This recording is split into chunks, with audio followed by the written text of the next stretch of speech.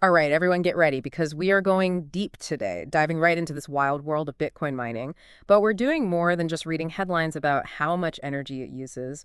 We're uncovering the real story, one that involves geopolitics and global power plays as much as it does tech. Yeah, and what I find fascinating is how this whole narrative around Bitcoin mining is changing right in front of us. We're talking about unexpected players, Yes. hidden agendas, and enough intrigue to fill a season of, well. Yeah, I hear you. Okay, so let's start with China. Remember when they put the kibosh on Bitcoin mining? Everyone thought they were out for good. Yeah, it was huge news, for sure. But, and this is where it gets juicy, our sources, they're hinting that China might not be out of the picture entirely. Get this, some reports are saying they still have their hands on, get this, somewhere between 25 and 55% of the global hash rate. Even with that ban, could you believe that? Wait, 55%. How is that even possible? Didn't they make it illegal? I need a little refresher here. Explain it to me like I'm back in grade school. What's hash rate again? Okay, so picture this. The entire Bitcoin network is this massive global math competition, right? And the miners, they're all scrambling to be the first ones to solve these crazy complex equations, all to add new blocks to the blockchain. That's how they earn Bitcoin, by the way. So hash rate is basically like how much brain power, or in this case, computing power, all these miners are using to tackle those equations at any given time, of course. So higher hash rate, more computing power, which usually means more say in how the network runs. Gotcha, that makes sense. But going back to China for a sec, how are they pulling strings and controlling so much if they're not supposed to be mining at all? Well, it seems they've figured out how to work around things, sometimes quietly, sometimes strategically. Think about it. China has a ton of hydroelectric power, especially in areas where the power grid, well, it's not exactly top-notch. It's classic follow the power. Miners setting up shop wherever they can get that cheap and easy energy, even if it means flying under the radar. So basically, everyone had China pegged as the bad guy, right? The ones using up all the energy, not caring about the environment. But wait a minute, now our sources are saying, hold on, they might be pulling a sneaky one and going green with their mining. Yeah, it's a real head scratcher. It makes you think, is China actually trying to change its ways when it comes to the environment, or are they just playing a strategic game to stay on top of the Bitcoin world? It's probably a mix of both, to be honest, which is what makes this whole thing so interesting. The lines definitely get blurry. Okay, get ready for this one. You know how we were just talking about countries making silent moves in this Bitcoin mining game? Well, guess what? Our research uncovered a new player, and get this, they've been in the game for years. We're about to take a trip to the Himalayas, to the Kingdom of Bhutan. This is exactly why you can't just skim the headlines. Bhutan, they're famous for prioritizing gross national happiness over GDP. Talk about a different approach, right? You said it. Land of peaceful monks, amazing views, and Bitcoin mines. Who would have thought? I know, right? Turns out they've been quietly mining Bitcoin for 4 years. 4 years.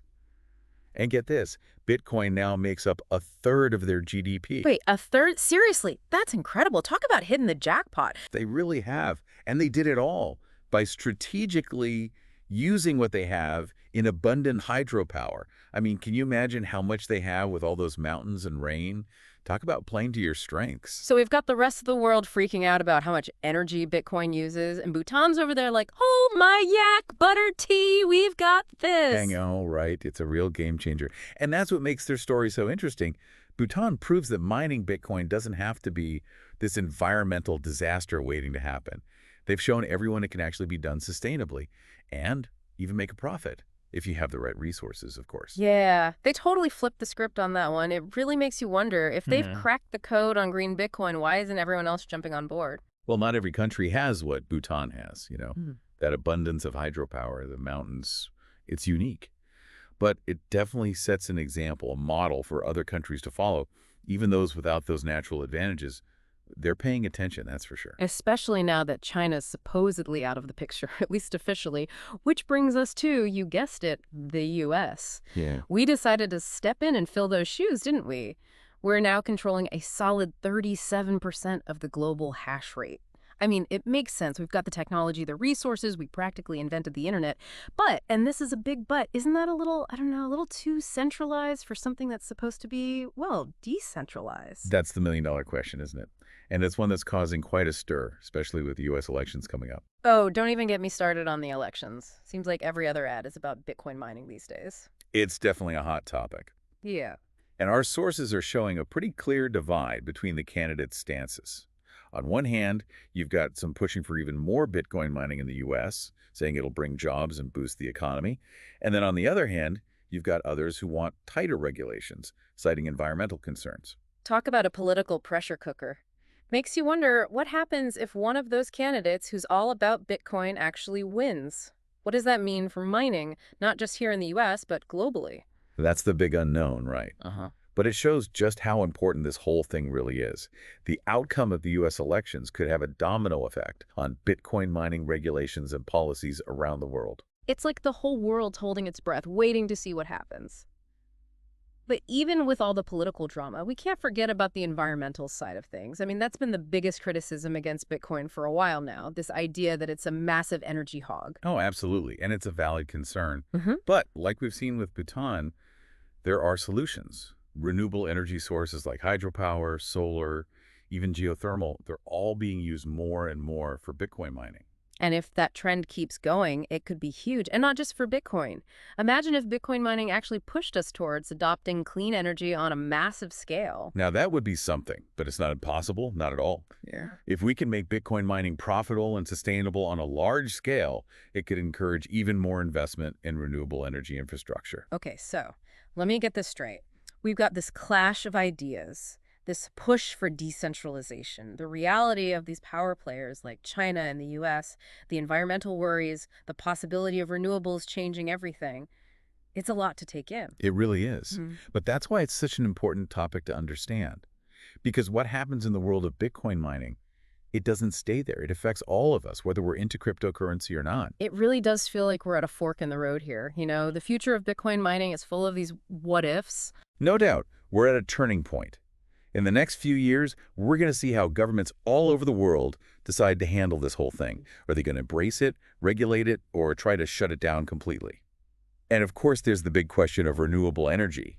Can it actually make Bitcoin mining sustainable in the long run? Or is this whole green thing just a temporary trend?